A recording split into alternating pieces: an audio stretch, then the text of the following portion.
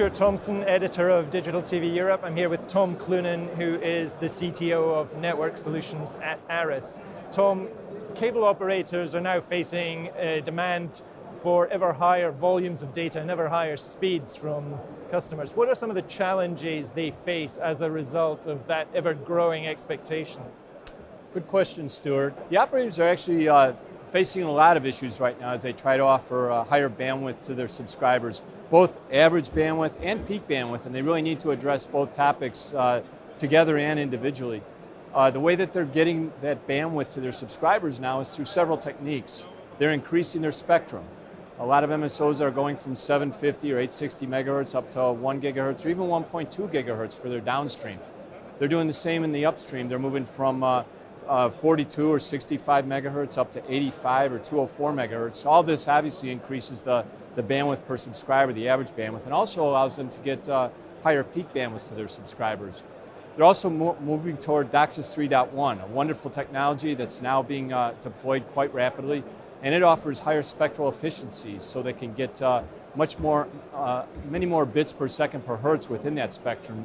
And those are some of the typical approaches that the MSOs are using to get more bandwidth to their subscribers. Great. Now we hear a lot about all IP infrastructure for video as well as data. How quickly can operators move to an all IP infrastructure encompassing video as well as data servicing? Yeah, the technologies have been under development for quite a few years now, and a lot of it focused on the back office equipment and then on the delivery equipment to provide services like multicast, which allowed you to deliver IP video for your broadcast services as well as for your unicast services like video on demand. Personally, I think that all the equipment is in place and ready to go. I think a lot of the operators now are looking for that spectrum, that place inside their spectrum where they can wedge the IP video.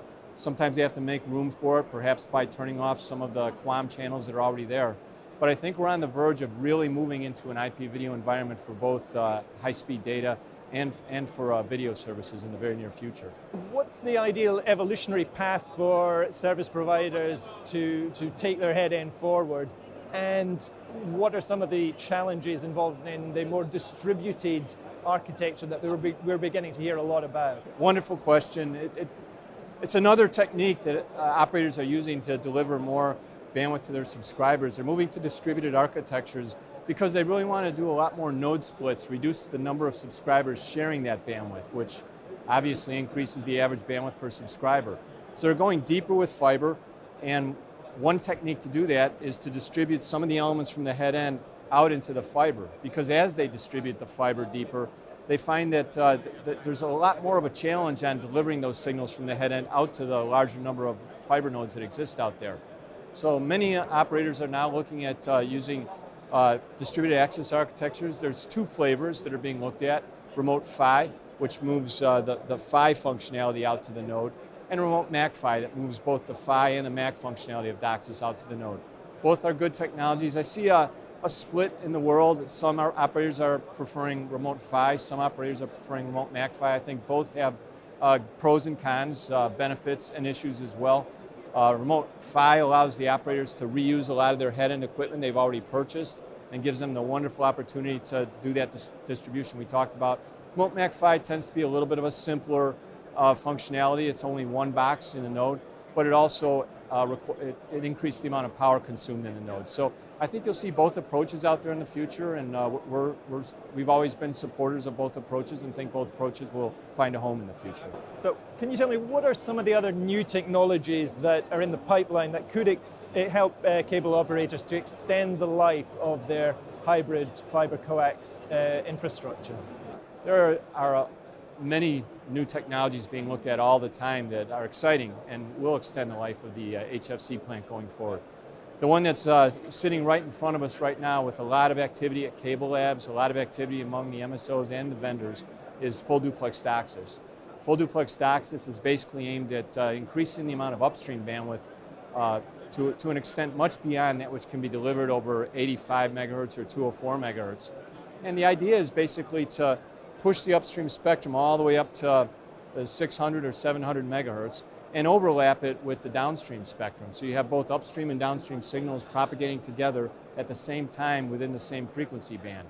And in doing so, It gives the added benefit of having a lot more upstream bandwidth, perhaps up to 6 gigabits per second in the upstream, without reducing downstream bandwidth. Because in the old-fashioned approach, we would have had to actually cut away some of the spectrum for downstream to increase the upstream. But with this new approach, we can get a lot more upstream bandwidth without reducing downstream bandwidth.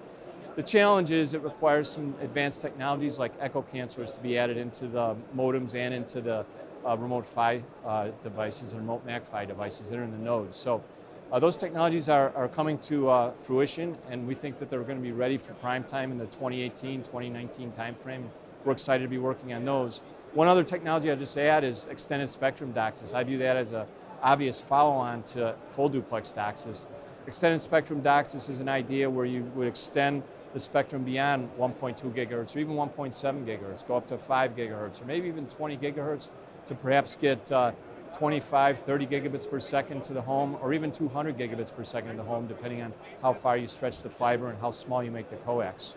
But all those technologies will allow us to extend the lifespan of the HFC network for many, many years to come, even into the 2030s. So looking at some of those technologies, how far do you think cable operators ultimately are going to be able to extend the life of that HFC infrastructure before they deploy fiber all the way? So operators always have the opportunity and option to pick from a large array of technologies. They have many different flavors of fiber to the home technologies, both RF over glass and PON. And certainly there are places where that makes sense. Some of them are moving there sooner than others. Some are moving there right now or have already moved there. And that's wonderful. But at the same time, there are a lot of operators that want to extend the lifespan of their HFC network, and we'll use full duplex DOCSIS and we'll use extended spectrum DOCSIS. How long can they extend the lifespan of HFC? I think we've only scratched the surface of the bandwidth that's permissible to be used within the HFC band. And I think that depending on how quickly the bandwidth demands of subscribers grow, operators can easily go into the 2030s, maybe even into the 2040s using their HFC network, because the technologies are out there for us to use in the future to extend the lifespan and get the bandwidths that will be needed in those time frames. I sort of liken it to what's been done with the telco systems over Twisted Pair over the last 20 years. Twisted Pair was struggling to find the bandwidth in the 1990s for broadband data services, but then DSL came along and other technologies came along that allowed them to basically continue to offer broadband services to gigabit per second rates today. And so they extended the lifespan of their copper plant by 20 years, really. I could foresee us doing the same thing over the next 20 years if we employ the right technologies and decide to use them throughout that whole time span. Tom, thanks very much. Thank you very much, Stuart.